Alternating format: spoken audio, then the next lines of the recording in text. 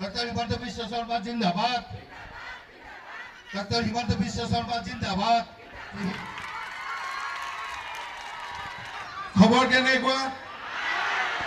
সব মানুহ এনেকে কিয় বহি আছে উঠিয়া হওক উঠিয়া গুটিয়া ইয়ালৈকে হওক ইয়ালৈকে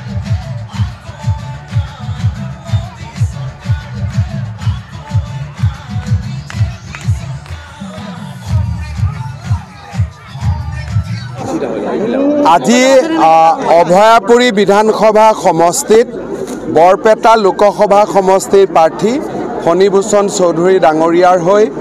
আমি নিৰ্বাচনী প্ৰচাৰ অভিযানত অংশ ললোঁ ৰাইজৰ উৎসাহ আৰু উদ্দীপনা বৰপেটা লোকসভা আসনখনত এইবাৰ আমি বিপুল ভোটত বিজয়ী হ'ম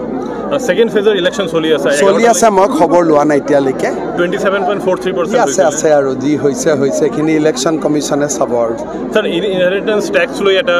চলি আছে এইটো অলৰেডি আমি বাৰে বাৰে কৈছোঁ যে কংগ্ৰেছ দলে মানুহৰ সম্পত্তিৰ ওপৰত কৰ লগাব খোজে যিটোক আমি বিৰোধিতা কৰোঁ আৰু কংগ্ৰেছ দলৰ এই চিন্তা আৰু মানসিকতাই মিডল ক্লাছ ফেমিলিসমূহক ধ্বংস কৰি দিব সেইকাৰণে আমি এই মোদী ডাঙৰীয়াই বিৰোধিতা কৰিছে আমিও বিৰোধিতা কৰিছোঁ যোৱাকালি গৌৰৱ গগৈ কৈছিল যে আজমল হাৰিলে মুখ্যমন্ত্ৰী হাৰিব চব আজমল হাৰিলে মুখ্যমন্ত্ৰী হাৰিব তেওঁ জিকিলে মুখ্যমন্ত্ৰী জিকিব যিবিলাক অকণমান জানা শুনা ল'ৰা পঢ়া শুনা ল'ৰা কিছুমান কথা ক'ব নালাগে কথাটো হ'ল যে আজমল জিকিলে মোদী প্ৰধানমন্ত্ৰী হ'ব নেকি মোদীক প্ৰধানমন্ত্ৰীৰ কাৰণে বিজেপিৰ এমপি লাগিব গতিকে আমি বিজেপি আৰু এজিপিৰ এমপি আমাক লাগিব ইউডিএফ আৰু কংগ্ৰেছৰ এমপি হ'লেতো আমাৰ লাভ নহয় লোকসভা বিধানসভা নিৰ্বাচনত আজমল আৰু কংগ্ৰেছে এলায়েন্স কৰিছিল নে আমি কৰিছিলোঁ গতিকে এইবিলাক কথা মানুহৰ হজম নহয় আৰু সেইকাৰণে কংগ্ৰেছ দলো হাৰিব গৌৰৱ গগৈও হাৰিব স্যাৰ এটা কথা কৈছিল আজমলে কেইদিনমান আগতে যে তেওঁ যিমান পইচা খৰচ কৰিছে এয়া মুখ্যমন্ত্ৰী হিমন্ত বিশ্ব শৰ্মা তেখেত 7 জনমতো দেখা নাই তাত সেইটোৰ লগত মোৰ কি কথা হ'ল ইয়াতো আমি টকাৰ কিবা কম্পিটিশ্যন খেলিছোঁ নেকি আমি ভোটৰহে কম্পিটিশ্যন কৰি আছোঁ ইয়াত টকাৰ কথাটো ক'ৰ পৰা আহিল স্যাৰ অৰুণাচলৰ চাকমাৰ হাজংলি এটা কণ্ট্ৰভাৰ্চি আৰম্ভ হৈছে কিৰণ ৰিজিজুৱেও কৈছে অলৰেডি কৈ দিছে আৰু এইবিলাক চুবাই থাকিব নালাগে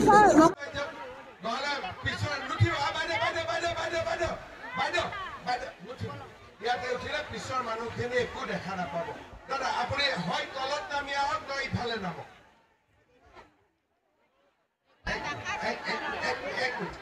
এক মিনিট যোনে ওচৰত থাকে তেওঁলোকে পিছৰ মানুহৰ দিগদাৰি কৰিব নালাগে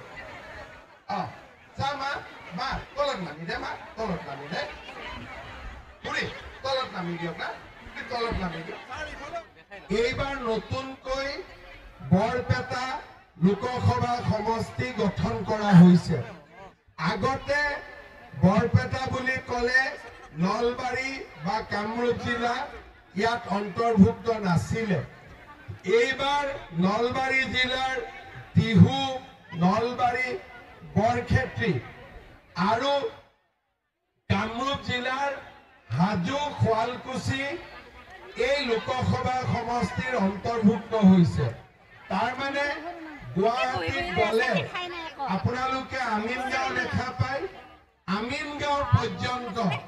এই বৰপেটা লোকসভা সমষ্টি এইবাৰ গঠন কৰা হৈছে এইবাৰৰ নিৰ্বাচনত অসম গণ পৰিষদ দল বিজেপি আৰু UPPL আমি তিনিওটা দলে লগ লাগি এই নিৰ্বাচনত অৱতীৰ্ণ হৈছোঁ